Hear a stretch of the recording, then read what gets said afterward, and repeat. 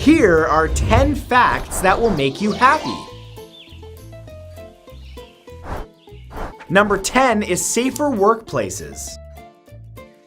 While many countries are celebrating a decrease in unemployment numbers, others are proudly revealing just how safe their employees are staying. Incredibly, the annual number of workplace injuries has never been lower than it was in 2017. To give you some context, back in the 1970s, nearly 14,000 workers lost their lives in the United States every year. But these days, that number is less than 5,000, nearly 2/3 less. Of course, we'd all love that number to be zero, but this is progress, and it shows that things are getting better in the workplace. Accidents have decreased not just in the United States, but globally, thanks to improvements in safety equipment, regulations, and employers making sure that their employees receive the proper training. So that means you and your family are way safer these days in the workplace. That's something to smile about. Number 9 is energy consumption. Research done between 2016 and 2017 revealed that the amount of energy being used by the world's population is actually on the decline. This is thanks in part to the many programs that a number of countries are using that reward energy efficiency, with savings on utility bills and overall awareness. Timmy, turn off the light, it's good for the world. Not only is energy being used less, but it's also coming from greener sources. The amount of coal being used as a fuel source to create power is falling at a surprising rate, and never before has humanity received more power from solar and wind sources. Now granted, we wouldn't be able to survive on just that alone, but the fact that today over 22% of that electricity comes from cleaner renewable resources, including hydro-sourced power, is a really good sign. At this rate, Santa's gonna start leaving energy efficient light bulbs in bad kids' stockings instead of coal. Ho ho ho, be energy efficient. Number 8 is education.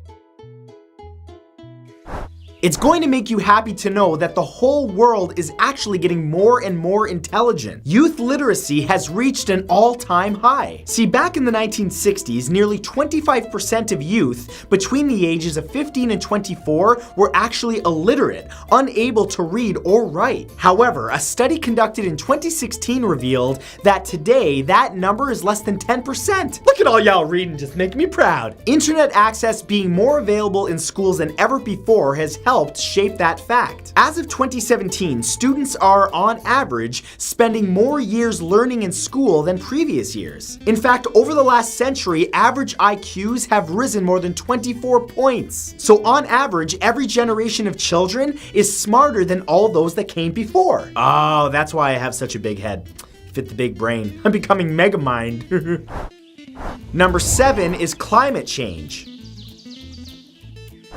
Climate change has been a hot topic for some time now, and with the amount of news stories and awareness campaigns going on out there, it seems like a fight the Earth is losing. However, fortunately, that's not the case. There is mounting evidence that the changes that governments, corporations, and individual people like you and I are making to protect the planet are actually making a difference. Never before have world leaders taken on such an issue as global warming with a more united front. From promises to cut emissions countrywide to simply going paperless with bills, everyone is making a difference, and it's starting to show. A study by NASA published on January 4th, 2018 showed that for the first time, chlorine levels are declining, meaning that there's less ozone depletion. Yes, well done everybody. Everybody gets more ozone. You get more ozone. Everybody gets more ozone. Number 6 is poverty declining. The number of people surviving on less than $1 has never been lower. In the year 2000, the first Millennium Development Goal was set by 189 United Nations member states, targeting the amount of people living in extreme poverty and hunger. At the time, nearly 43% of the Earth's population fit into that statistic, which was terrifying. Seriously, imagine living on less than $1. You can't even buy a coffee in LA for that. The objective was to cut the number in half by the year 2015, but incredibly, the task succeeded an impressive 5 years early, officially reaching the completion in 2010. What that means is that there are now around 700 million people who are saved from going hungry. And that mission continues today, with new goals being set to end extreme poverty by the year 2030, and eventually the eradication of poverty and hunger in all of their forms as soon as possible. We're on our way. And talking about coffee made me want a coffee. Excuse me, I'll be right back. Number 5 is life expectancy.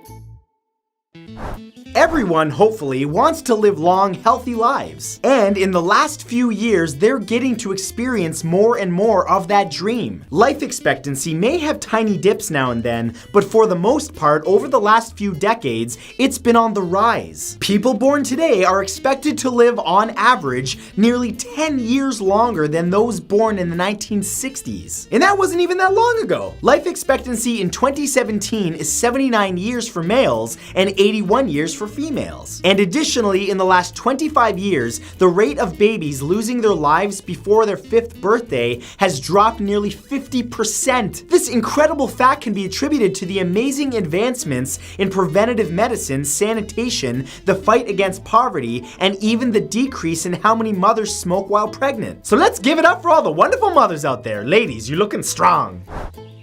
Number 4 is sanitation.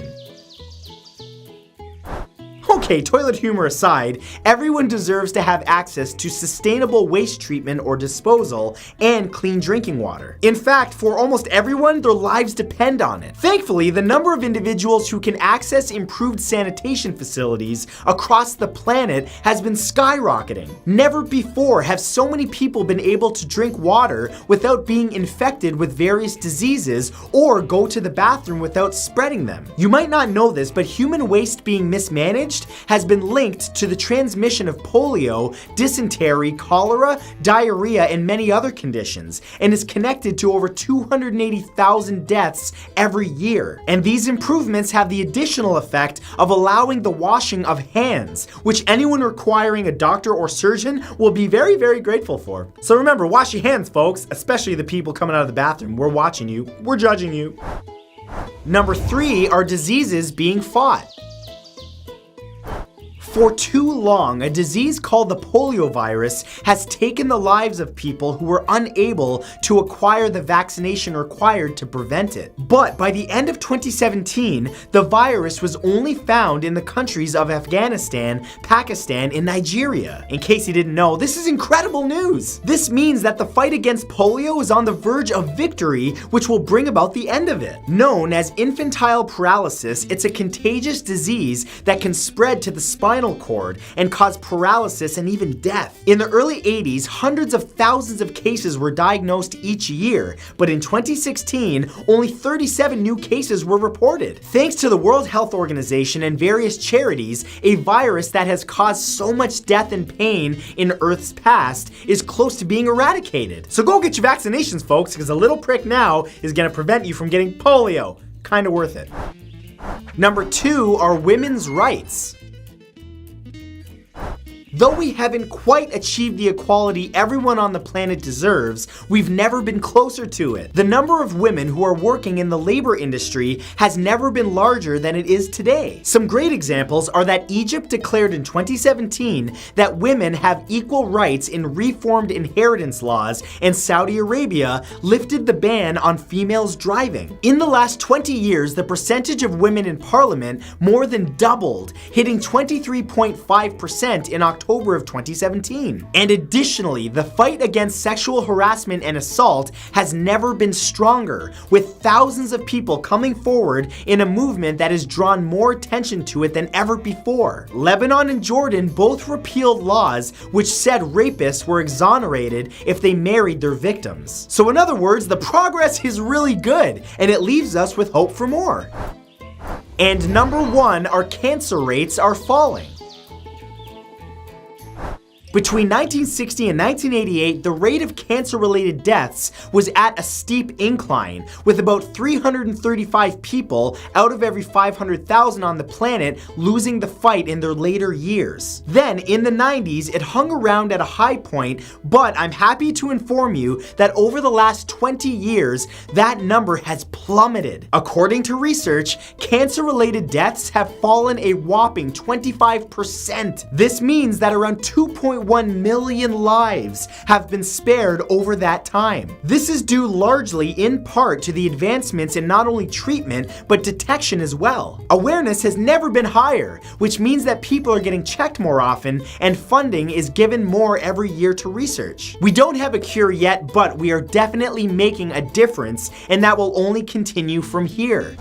So, those were 10 facts to make you happy, and I really hope they put a smile on your face. This video was made possible by partnering with Bill and Melinda Gates. Yes, that Bill Gates, I'm feeling very lucky right now. Hashtag blessed. Every single year, they release their annual letter outlining the great accomplishments that humankind has made over the year. Number 1 is William Wallace. William Wallace was a hardcore 13th century freedom fighter who served as a central figure in the First Scottish War of Independence. Although his actual birth date is unknown, many historians have settled on the year 1270. What they know for sure is that he was a giant man standing over 2 meters in height who wielded a 72-inch long claymore in battle. He was also skilled with a massive bow and arrow.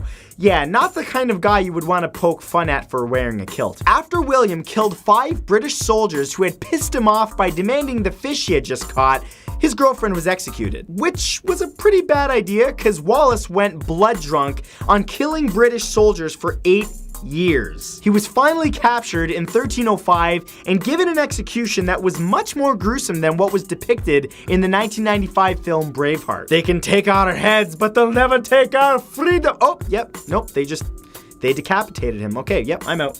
Number 2 is Zhenzu Dun. Zhenzu Dun offered his loyal services as military general to warlord Cao Cao in the late Eastern Han Dynasty. Again, birth year unknown, the man became a legend when during a battle in the year 190, he was hit by a stray arrow and lost his left eye. In front of amazed soldiers and enemies alike, he pulled the arrow out and devoured his own eyeball. They need to feed the men better in the trenches. Following this incident, enemy armies across China were afflicted by fear of blind Zhenzu, the one-eyed warrior. He later died in the year 220 AD after another 20+ years of bloody battle, never once allowing his lack of vision to hold him back on kicking butt and taking names. Hey you, let's fight! You sure about that, boy?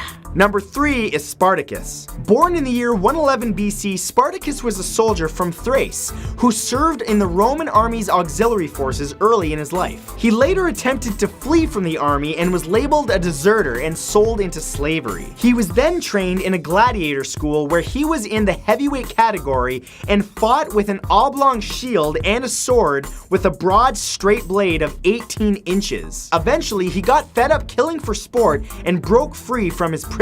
He then set up a gladiator army and kicked Roman ass for 3 years before he himself was finally killed. For a long while, he was literally the most feared man alive. Are you not entertained? Well, I guess they're not entertained anymore. I'm done. Number 4 is Leonidas of Sparta. Leonidas of Sparta, the Greek warrior king born in 540 BC. Leonidas went through the rigorous training regime mandatory of all male Spartan citizens, which included brutal battles and hunting of vicious animals. When the Persian Empire set their sights on the city-state of Sparta, Leonidas met them at the Battle of Thermopylae. Now, he could have brought the entire 7,000-strong Sparta army, but instead made the battle a personal one, with the help of his 299 closest friends. The film 300 is actually pretty accurate in how badass this dude was. And yes, when Xerxes told him that his arrows would block out the sun, Leonidas actually replied, "Then we will fight in the shade." Against as many as 300,000 Persian warriors, Leonidas and his men held their own for 3 days until he was finally killed. At the time of his death, he was actually 60 years old, which makes him even more badass. When I'm 60, I just hope I don't break a hip, let alone able to fight. Number 5 is Lu Bu. Lu Bu was the invincible warrior from the Three Kingdoms period of ancient China, and one of the most feared and powerful warriors in the history of the world. Renowned throughout all of China, Lu Bu was a massive man who possessed immense strength. He also possessed a mastery of archery and horsemanship, and on top of all of this, he was brilliant in hand-to-hand combat. He was also a man who had a problem with authority, having chopped off the head of his own adopted father. Well, every family has their troubles. He later went on to kill 2 warlords, Ding Wan and Dong Zhu, who he was actually working under. He then traveled China, looking over his shoulder for nearly a decade, fighting in almost any battle that he could get involved in, but his lack of loyalty, morals, and ethics would ultimately lead to his execution at the hands of Cao Cao, another warlord who liked his head on his shoulders. Number 6 is Yu Fi. Yu Fi was born in 1103 to a poor farming family in China's Henan province, who would later become a warrior legend and the icon of patriotism in Chinese culture. Throughout his youth, he trained relentlessly, mastering the 18 weapons of war, which include swords, axes, hammers, spears, and even the trident. He also studied martial arts and was a master archer. This all came very much in handy when he signed up to fight for the Song Imperial Army at the age of only 18. He rose through the ranks, fighting in 126 battles, never losing once. He's basically the Luke Skywalker for the Chinese, but the real deal, and his ass-kicking abilities are still studied and taught to this day. Use the Force, Yu Fi. Oh, okay, or just stab him, stab the guy. That works too. Good job. Number 7 is Attila the Hun.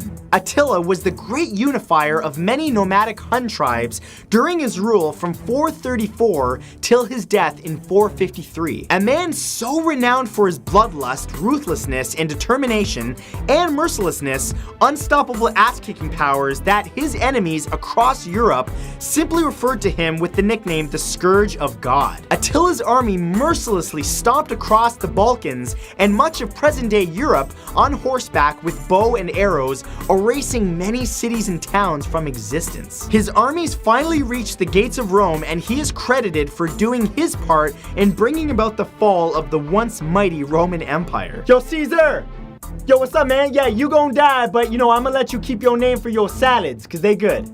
Okay, here we come, you die now. Number 8 is Khalid ibn al-Walid. Khalid was born in 584 and dubbed the Sword of Islam. He was the military mind behind the Islamic conquest of Iraq, Jordan, Palestine, and Syria during the caliphates of Abu Bakr and Umar. This man was so hardcore that he and his army would ride through the desert on camels, kill them and drink the water out of their humps, and then continue on foot so that they could attack towns and armies by surprise. The man would go through several swords while in combat because he would literally break them on his enemies' heads. Eventually, he became so powerful that he began taking attention away from his Islamic god Allah and was forced into retirement. Being the badass warrior that he was, he then signed up as a foot soldier in the army and fought for the rest of his life. He finally died at the age of 58, bitter that his life was never taken in battle. Well, you can't always die from what your job is, man. I mean, there's no YouTube video that's gonna take my life. Is there? Number 9 is Alexander the Great. Born in 356 BC, there's a reason that King Alexander III of Macedon has great in his title. Though he died at the age of 33, the famous Greek king managed to conquer every major kingdom known at that time, including Persia, Syria, Judea, Egypt, and even Mesopotamia. And that's just to name a few. In his career, he never once lost a battle, even though he was typically outnumbered. Although he fought on the front line each and every time, and although he was short in stature, he certainly knew how to handle his horse and sword. In the end, it was a night of drinking that did him in, of all things, likely due to poisoning by someone who didn't think that he was such a great guy. Well, if he died of drink, you gotta pour one out for the homies. I have to clean this up. And number 10 is Genghis Khan. Genghis Khan, also known as Mongol Destroyer or Holy Warrior, was a warlord, leader, and conqueror whose success is unparalleled in history. Born in 1162, Genghis Khan assembled the Mongolian Empire, the greatest empire of all time, and led his armored soldiers from Japan to Iran, leaving behind an estimated death toll in the tens of millions. The only thing that he seemed to love more than killing was lovemaking. The man had several wives and thousands of partners, so much so that a study conducted by the American Journal of Human Genetics suggested that as much as 8% of the Asian population and 0.5% of the global population are descendants of this war machine. Well, I'm surprised he didn't also get the nickname of Rabbit, because this dude liked to. Number 1 is Elspeth Marr. At only 6 years old, he wouldn't expect a child to react calmly when a friend's life is in danger, but that's exactly what this young girl did. On May 1st, 2012, after her classmate Ania began choking on a piece of apple, first grade student Elspeth Marr calmly stood up from her seat and performed the Heimlich maneuver. Her actions were successful in saving Ania's life. What's even more amazing is that after the apple was out, Elspeth calmly returned to her seat as if saving a life was just part of her everyday routine. She later explained that she learned how to do the Heimlich maneuver after watching a show on the Disney Channel. Ah, way to protect your future customers, Disney. That's smart. I get it, that's smart. It's marketing, it's good. Number 2 is Michael Bowron. On October 10th, 2009, on the edge of the Australian outback, Justin Bowron and his son Michael were driving home when a tire on their mover truck blew, causing the vehicle to roll over several times. Justin's scalp was torn open, and when the truck finally stopped moving, he found himself pinned underneath it as he bled out. But with unbelievable calmness and bravery, 8-year-old Michael crawled from the wreckage with his father's instructions, hot-wired a radio to a spare battery, and called for help. Might I add that Michael was also injured but decided that his father was in worse shape and fought through the pain to save his life. Oh my god, impressive much? This kid is like if Einstein and Supergirl had a baby. Well, you know, they're running out of superheroes to make movies about, so you know, it could happen. Einstein's super baby. Ba-ba-da-ba! Number 3 is Augustin Robinet. On February 9th, 2010, Vanessa Robinet was at home with her 6-year-old son Augustin when she started having strong contractions. Realizing she'd never make it to the hospital, she had no choice but to call on her young son to help deliver his new sibling. After a thankfully short labor, Augustin found himself holding his baby brother Matlis. When asked if he was at all afraid during the ordeal, the boy said he wasn't because he'd always been told that all women are in pain when they have a baby, so he expected it. This has got to be the most gangsta 6-year-old I have ever heard of. Hey, yo, Pops. Yeah, I just delivered my baby brother. Now I'm going out to gamble on some Yu-Gi-Oh, and when I get back, I expect a cookie for this.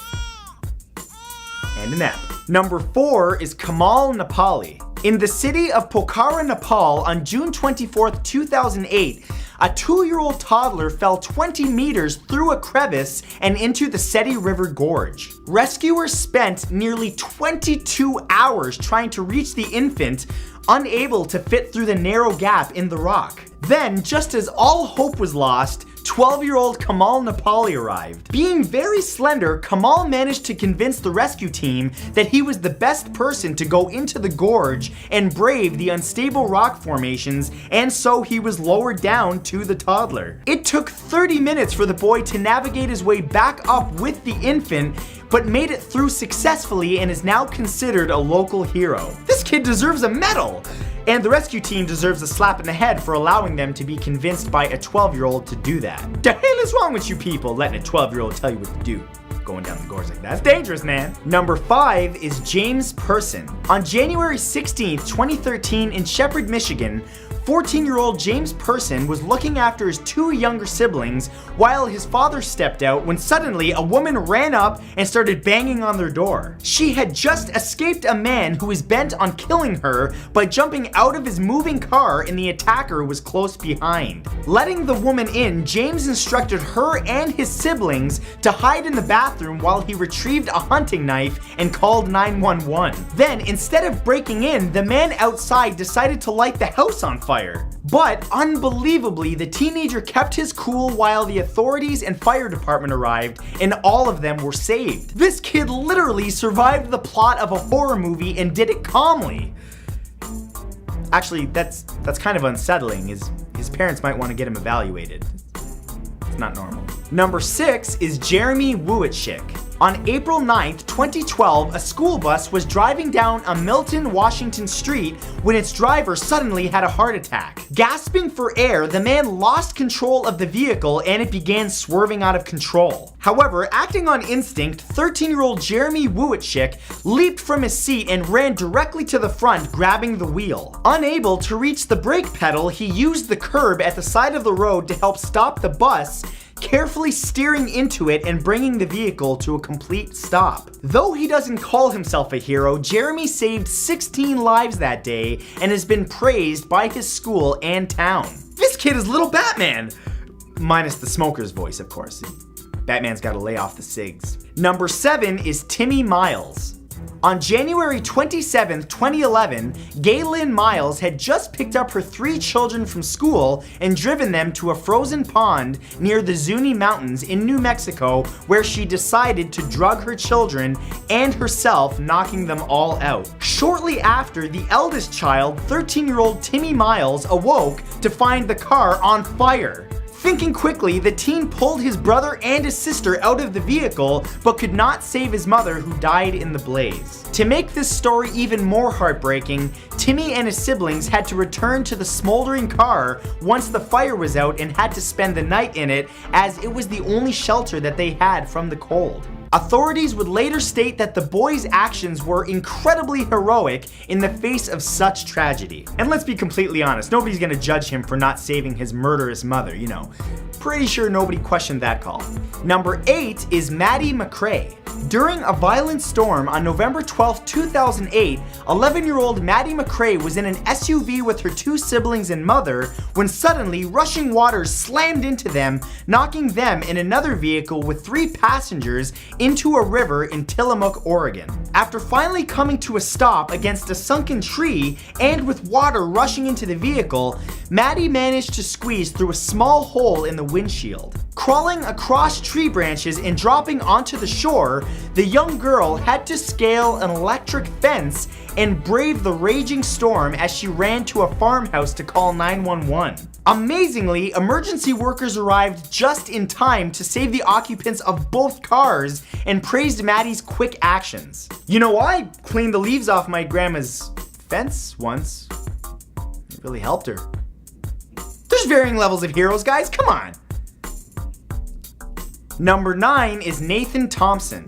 In November of 2007, 9-year-old Nathan Thompson was in his bedroom when he heard a struggle happening in the other room. Upon entering, he watched in horror as a drunken intruder used a kitchen knife to repeatedly stab his mother. Without any fear for himself, the boy threw himself on the man's back, distracting him long enough for Mrs. Thompson to escape with Nathan's sister. The attacker then turned on the young boy, breaking his jaw and slashing his face with the knife, leaving a permanent scar. Incredibly, the entire family survived the ordeal, and Nathan was given an award for bravery. Okay, but seriously, who attacks a kid? Hugh Clark was the name of the man responsible for the break-in and got 8.5 years jail sentence for it. I also think he should have to forever be required to wear a medal that says, "I have a tiny little penis." You know, just because. Number 10 is Alexis Gogans. On December 1st, 2007, Alexis Gogans, a 7-year-old first grader, and her mother Salethia Parker were getting into a friend's vehicle when the group was abducted by Parker's ex-boyfriend. Enraged, the man shot Salethia, but before he could fire again, Alexis threw herself on her mother, begging him not to kill her. Shockingly, the girl was shot 6 times, receiving bullets to the face, arm, and torso. However, miraculously, both daughter and mother survived the attack, and the shooter was arrested shortly after the incident. Alexis has been blinded in her right eye, lost several teeth, and has had to endure 7 surgeries due to injuries that she sustained. However, she is called an angel by many in her community, and bravery like hers is very rarely seen in adults. Plus, let's be honest, she's probably the coolest kid in her community right now. I mean, she's got some major street cred. She got shot and survived. She's like 50 Cent. I stubbed my toe and I cry like a baby, so, you know, more power to her. Number 10 is Theseus. The story of Theseus and the Minotaur is one of the most famous myths from ancient Greek mythology. Recent archaeological findings suggest that it might actually be based in fact. In the myth, King Minos of Crete had a huge labyrinth built beneath his palace to house a monstrous half-man, half-bull called a Minotaur. To pay tribute to the king, the city of Athens was forced to send young men and women each year to be slain by the monster. Theseus was the hero in the story who finally defeated the Minotaur in the depths of the labyrinth. Now, while no one is suggesting that there was a real half monster, half man, we know that there was a real king named Minos in a labyrinth beneath his palace. Some have suggested that perhaps Theseus himself is based in fact and ventured beneath the palace to face off against either a man or a bull in the darkness. Well, wait a minute, if it was that dark down there, maybe it was just a man with really thick, hairy legs, like an Italian. Number 9 is Saint George.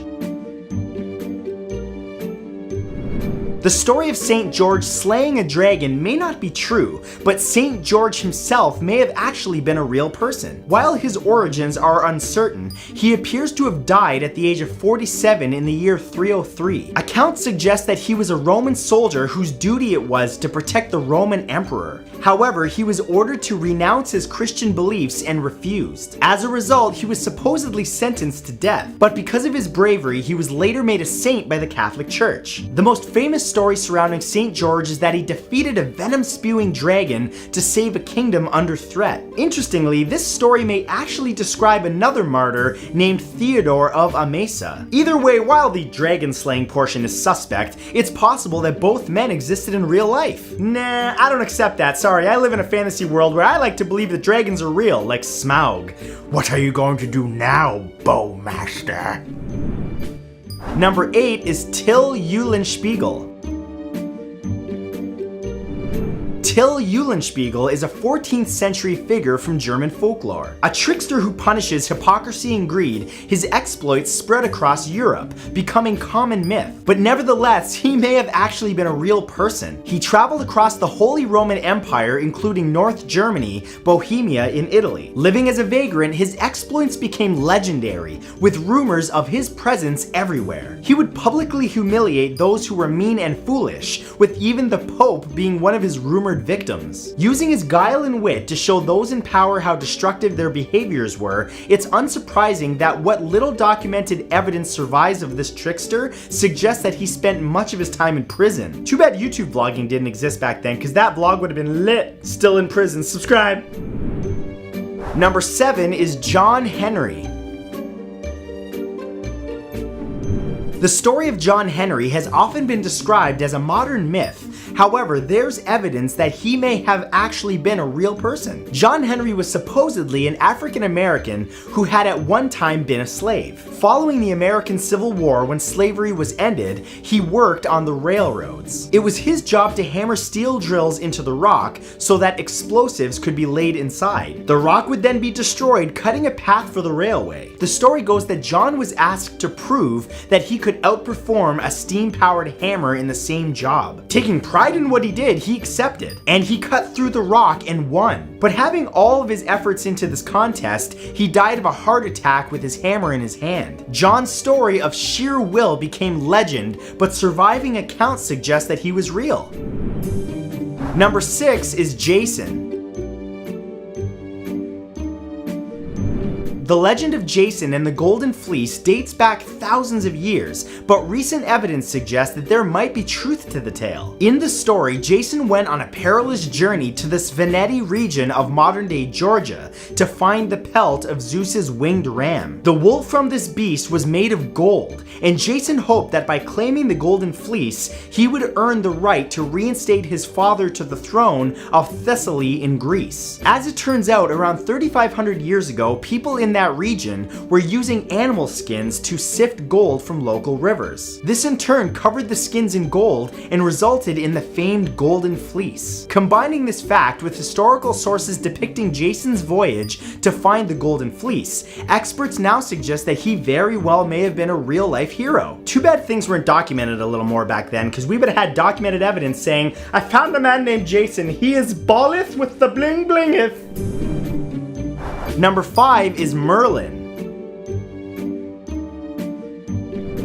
Merlin is the inspiration for the wise wizard trope found in modern-day fantasy fiction, and it turns out that he was probably real. The famous depiction of Merlin is as a powerful wizard or sage who advises King Arthur on how to best rule Britain. However, when tracing this story back to its origins, Merlin is most likely based on Myrddin Wyllt, who was an advisor to the Welsh Lord Gwendolew. After watching his lord die in the Battle of 573 AD, Myrddin temporarily lost his mind and became a hermit in the Caledonian forest of Scotland, grieving for the mistakes he and his lord had made. There, he allegedly uncovered great knowledge and gained the power to tell the future. Centuries later, Myrddin's name was commonly translated into Latin, giving us the familiar sounded Merlinus. Why do names always sound cooler with us at the end? I could have been Matthias. Hello, Matthias. Subscribe to Matthew Matthias. Okay, yeah, it's not as good. Never mind. Number 4 is Odysseus. See, another name with us at the end of it that sounds cool. Why doesn't mine sound cool? One of the most famous myths of all time describes Odysseus' journey home after the fall of Troy. Not only does the fictionalized version claim that it took him 10 years, but Odysseus may have very well been a real person. The Odyssey, written by an ancient writer known as Homer, depicts Odysseus as the king of Ithaca who, after devising the famous Trojan horse, which was used to sneak into the city of Troy and destroy it, sets off on a legendary journey to return home. Along the way, he fights a cyclops and is chased by cannibals and even encounters dead spirits. Sounds like a day in downtown LA. While the legend might not be accurate, archaeologists have recently discovered a palace which perfectly fits Homer's descriptions of the Odyssey's home. This raises the possibility that Odysseus very well may have been a real-life person and that maybe even some of the stories are true. Number 3 is Imhotep. Imhotep was an Egyptian god who, as it turns out, was real. Well, kind of. Imhotep was a god of medicine and healing, and so he had an important place in Egypt's ancient religion. He was also later associated with the god of mathematics and architecture. Several myths surround Imhotep and his powers, including his efforts to single-handedly end a 7-year drought. Imhotep was personally credited with several inventions, including sophisticated methods to build with stone. And these myths were actually based on a real man. Imhotep was originally an Egyptian chancellor who lived in 2700 BC. He was described as being a physician, astrologer, engineer, and poet, among other things. Long after his death, the stories of his accomplishments were turned into legend. Number 2 is King Arthur. King Arthur is one of the most famous mythological characters in the world, but some believe that he was actually a real person. Much of the Arthurian legend is common knowledge that he became king of the Britons after pulling the magical sword Excalibur from a stone. He was just and kind, but was fatally wounded in his fight with Mordred. Carried away by the angels to the mythical land of Avalon, it's said that King Arthur will return to defend Britain in its darkest hour. Now, there are many versions of this legend that go back centuries, and debate still rages over its origins. Some believe that Arthur was indeed a real man who led his forces against invading Anglo-Saxons in the 5th century, and a few historical documents from the 9th century support this assertion, so very well likely the legendary knight was real after all. Well, if this is myth and they were trying to be inspirational with the story, they should have made it that the first time he tried to pull out the stone, he threw out his back. She's like, ah! Oh god, I'll try again later. And he did, he pulled it out. See, inspiration. And number 1 is Robin Hood.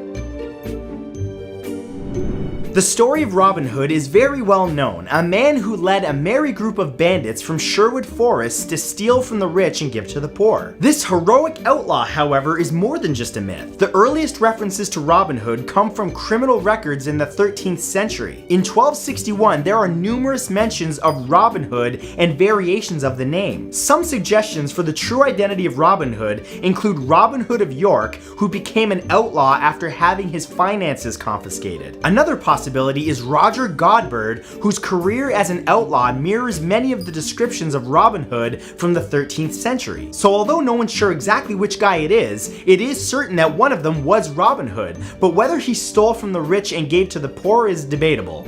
Positivity attracts positivity. The kind of energy that you put out into the world is exactly what you're gonna get back, and some people call it your aura, karma, the universe, whatever. Call it whatever you want, but it is a very real thing, and whatever you put out there, it will come back to you, both good and bad. And I know that it's not easy to be positive all the time, but the biggest step you can take forward to being a positive person is to realize the following statement: you are responsible for all the negativity in your life. Now, upon hearing that, I know a lot of you are gonna get your defenses up and you're gonna be like, that's some goddamn bullshit right there. I didn't ask for anything bad to happen to me, damn. And yeah, you're right, you didn't choose to have those bad things happen to you.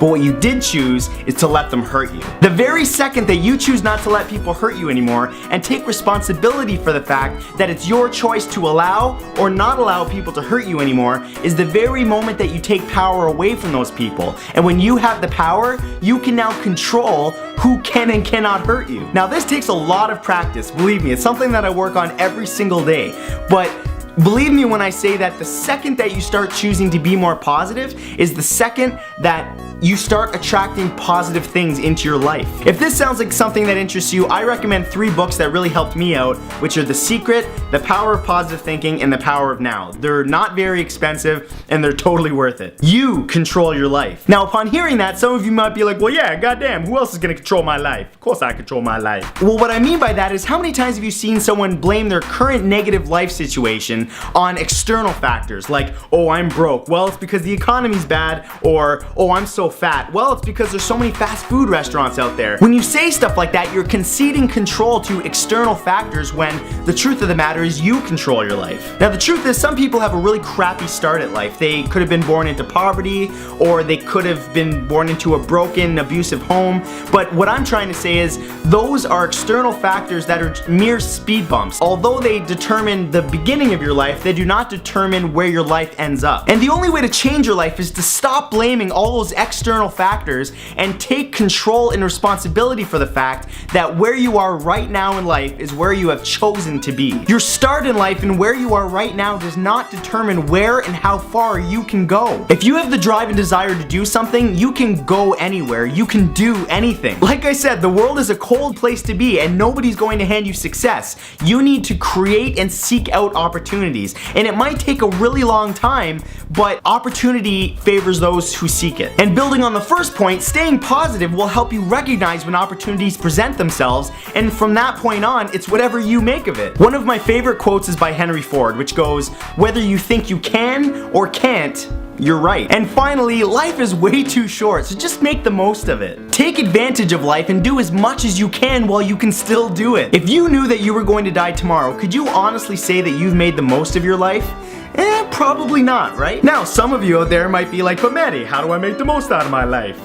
Why do I talk like this? Well, getting the most out of life isn't about taking outrageous risks like skydiving or something. It's about maximizing your happiness, and here are a few things that you can do to do just that. Follow your passion and money will follow. I spent 5.5 years in university to get a Master of Accountancy degree, which I only went into because in high school they told me that I could make a lot of money, which ended up being true, but the truth of the matter is I wasn't any happier with that money. People equate money with happiness, and this is wrong. True that money gets you freedom, which can lead to happiness, but if you're stuck in a dead-end job day after day for 8, 12, 14 hours a day, you will never be free and you will never be happy. Figure out what you love, pursue it wholeheartedly, and I promise you the money will come. Keep the good people in your life and drop the poison ones. It's a very important thing to be able to stand back and look at the people in your life and determine those that enrich your life and those that are just constantly negative. Keep the positive ones close and treat them well, and distance yourself from the negative ones. Now, I'm not saying drop somebody just because they're going through a hard time, because that would make you a good friend. What I'm saying is you need to get rid of the people that are constantly a negative presence in your life. Why would you waste your energy on them when you could be building solid, healthy relationships with the people that enrich your life? And finally, don't take life so seriously. Learn to let things slide, don't hold grudges, and just have as much fun as possible. Planning ahead is important, but so is being spontaneous. And don't forget about doing nice little random things for people. I think we forget about that in society sometimes. A little nice random gesture can go a really long way in society, whether it's holding a door open for somebody, or my favorite thing, which is to go to a coffee shop and as I'm paying for my order, pay for the coffee of the person behind you. Believe me, it will make their day. Remember those glow-in-the-dark ceiling stickers? Everybody had those stickers. You were not cool unless your ceiling was glowing with stars and planets. Sometimes kids would come over for a sleepover and they'd be like, oh, I'm afraid of the dark, where's the nightlight? And I'd be like, I don't need no nightlight, motherfucker. I got a glowing ceiling, bitch. Some of the best video game consoles of all time came out of the 90s. I had everything from the original Nintendo to Nintendo 64, and I still say some of the best games of all time came out of those systems. One of my fondest memories of a kid was playing GoldenEye 007 split-screen multiplayer on my little 19-inch TV.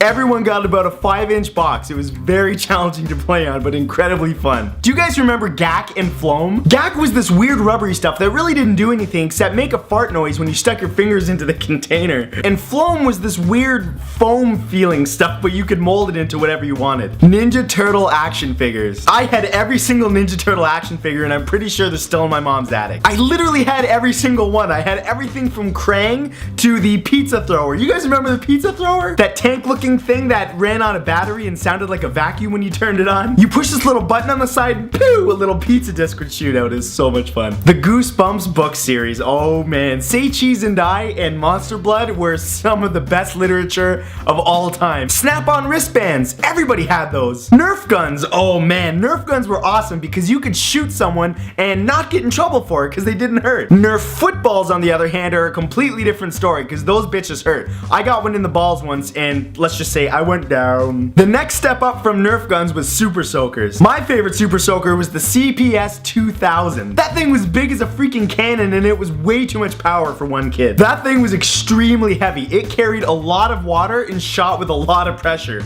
I'm pretty sure I almost took out the eye of a kid once. What about Silly Putty? Remember that stuff that came in a little plastic egg and it was just hours of fun? And it was so simple. It was just this little putty stuff, but you could do anything with it. You could bounce it, mold it, and copy anything from the newspaper. I used to swing it around as fast as I could to see how long it could go before a piece ripped off. Remember Stretch Armstrong? Who didn't have one of these? And don't forget his arch nemesis, Vac Man. No matter how hard I pulled on that bitch, that thing would never break. But I had some friends that would torture those things. Like they would put them in the freezer and then like smash them to pieces and stuff. I had some weird friends. Pogs were a personal favorite of mine growing up. In fact, I was the first one to bring Pogs to my grade school, and after a while they got so big and people would actually fight over these things that it actually got banned from my grade school. But screw those little milk disc thingies. I used to play for Slammers. I was a big baller on the playground. Portable gaming systems, Tamagotchi and Game Boy. Enough said. Beanie Babies were a huge fad of the 90s. Some of these things were so collectible that they were worth thousands of dollars. Yes, I used to collect them.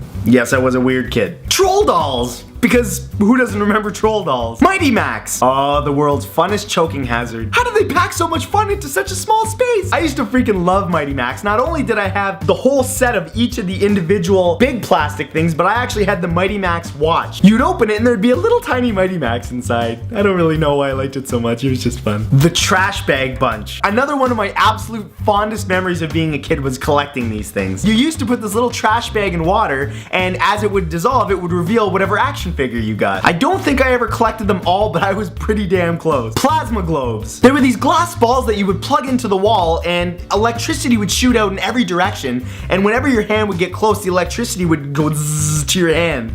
It didn't hurt or anything, it was just looked really cool. Micro machines. Yet another toy that needs no introduction. Everybody had these things. Light Bright in this bitch. And so many good TV shows came out of the 90s. The Power Rangers, Transformers, Beast Wars. Reboot. Doug? Rugrats was a thing, but I never really watched it. Bill Nye the Science Guy. Bill.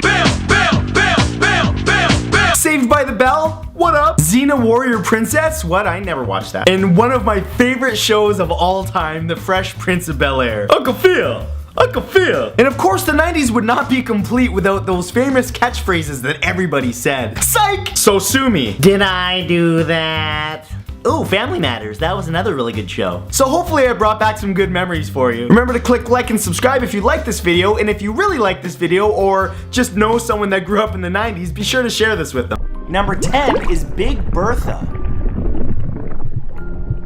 Oh, that's a good one! First appearing in the West Coast Avengers comic in 1989, Big Bertha is kind of like Dr. Jekyll and Mr. Hyde, only really silly. By day, Ashley Crawford is a successful model in Milwaukee, strutting her stuff and getting by on her good looks. By night, Ashley transforms into, well, Big Bertha, a gigantic woman, and we're not talking a giant here. Bertha is, how do I say this without offending people? Bertha is big boned? Ashley transforms into this overweight character using her mutant powers to control the fat tissue around her body. This gives Bertha super strength, durability, and even the ability to launch herself into the sky, though that takes a lot of effort. But despite these strange traits, Big Bertha has featured in a number of comics, including Deadpool, who in no way made any jokes about her weight. Honest. Number 9 is Danny the Street. Superhero comics have mined the real world for inspiration for decades. We've seen bats, wolverines, spiders, and even cats transformed into famous characters. But what about a street? Yeah, I'm not making this up. There's a superhero who's a living street. Danny's made up of concrete, street lights, buildings, and even trash cans. Danny the Street first appeared in Doom Patrol in 1990 and can magically place himself in any urban location. He has the power to teleport anywhere in the world, though this normally is done at night. He then encourages the poor and vulnerable to live on his street so that he can protect them. Hey everyone, just a living street here. Why don't you live on my face? In some incarnations, Danny the Street has even been able to transform himself into a planet and hop between dimensions. Not too shabby for a slab of concrete.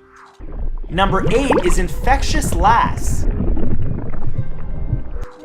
And you're dead. Known also as Duracept, Infectious Lass first appeared in issue 201 of Superboy back in 1974. She hails from the planet Somatur. The species there are in a symbiotic relationship with all microorganisms. In effect, Infectious Lass has every disease known to man coursing through her veins. Like I said, in fact, she requires these infections to live. Unfortunately, that makes her highly contagious, and although she uses her powers to fight evil, she often ends up infecting innocent bystanders. Infectious Lass's home world is so dangerous because of these diseases that its existence is kept secret at all cost. Otherwise, fear of deadly epidemics could lead alien species to be wiped out. Rather than violence, I recommend fruit, a good amount of fiber, and a great multivitamin pill. That'll keep the diseases at bay, unless this chick walks by you, or coughs in you, or just breathes your air. It's bad luck. Number 7 is Super DuPont. Comics are often used to comment on contemporary issues, and there's no stranger example of this than Super DuPont. Super DuPont was created in 1972 and is a satirical French comic strip. Super DuPont was created to poke fun at French stereotypes, both from outside of France and within the French far-right national movement. He's chauvinistic and dresses in a stereotyped French outfit, including a beret, a striped jersey, and even a blue cape to mock Superman. Does he have a baguette? I'm just asking. He supports nationalism, smokes all the time, and drinks red wine and eats cheese at every opportunity. Whoa, whoa, whoa, what's wrong with cheese and red wine? Super DuPont's powers include the ability to fly and use French boxing known as savate to defeat the evil terrorist group Anti-France. Super DuPont's greatest power is showing how ridiculous stereotypes are. Listen, I'm just saying, give me all the stereotypes you want as long as I can have some macarons, or macaroons, however you want to say it. Delicious. Number 6 is Bouncing Boy. Charles Foster Kane became Bouncing Boy and appeared in the 276th issue of Action Comics in 1961. Initially a normal boy, he gained the power to inflate himself like a pufferfish when he drank a plastic chemical which he mistook for soda. Happens to the best of us, am I right? This chemical allowed Bouncing Boy to inflate, making him impervious to harm, while floating around like a balloon. As a member of the Legion of Superheroes, Charles Foster Kane was given a special ring which gave him the power of flight and the ability to survive in a vacuum. While his powers have come in handy on occasion, including a nasty incident where he defeated an electrically powered villain because old Bouncing Boy wasn't grounded, his superpowers are less than legendary. He's not exactly for most people, unless you're looking for a big balloon, in which case he's your man or boy. Number 5 is Zeitgeist. Axel Clooney, aka Zeitgeist, developed superpowers when he was just 14. As a mutant in Marvel's X-Force comics, he first appeared in 2001 and had, shall we say, an interesting set of powers? Well, one power really. You see, when Zeitgeist was a teenager, he was drinking booze and got sick. He threw up all over a teenage girl. Embarrassment, however, was the least of his worries. His vomit burned off the girl's face. Oh god, this is getting dark. And so he discovered his mutant power. His vomit was highly corrosive. Zeitgeist was haunted by the incident for years, especially when he couldn't even remember the girl's name. Don't have too much sympathy for him though, as he died trying to kill off some of his fellow mutant teammates. Well, the moral of the story is very clear here, folks. Don't trust anyone who vomits xenomorph blood. Number 4 is Vibe. Vibe appeared first in the Justice League of America in 1984. His real name is Cisco Ramon, and despite his strange powers, he's proven popular enough to feature in both comics and the Arrowverse TV shows. What's so strange about Vibe's powers? Well, he defeats evil through the power of dance. Don't we all? Okay, well, it's not as lame as it sounds. Vibe gained the ability to create dangerous shockwaves through movement when he encountered a fissure in dimensional space known as a boom tube. After that, he could project shockwaves from his hands that could shatter concrete, steel, and other materials. His specialty was being able to breakdance, but that didn't serve him very well. He was quickly killed off in the comics by an android, showing once and for all that dancing is no defense against the coming robot apocalypse. It's not too late. Unplug all your electronics, get off the TV! Number 3 is Yuck the Dog. Not all superheroes start off their lives in comics. Yuck the Dog was first featured in an animated TV series. Yuck appeared in the cartoon series The Plastic Man, which aired in 1979. He's the sidekick to the imaginatively titled Mighty Man. Unlike other superhero canines like Cosmo the dog, Yuck is depicted as a doghouse with 2 eyes peering out from the darkness within. Maybe he's just Snoopy who had a few too many drinks on top of the house, you know what I'm saying? Get me inside. The reason he never leaves the doghouse is because his appearance is said to be hideous, hence the name Yuck. Ingenious, yeah? Although the audience never got to see Yuck's face, he did get to use it as a secret weapon, revealing it to enemies to paralyze them with terror, like Medusa.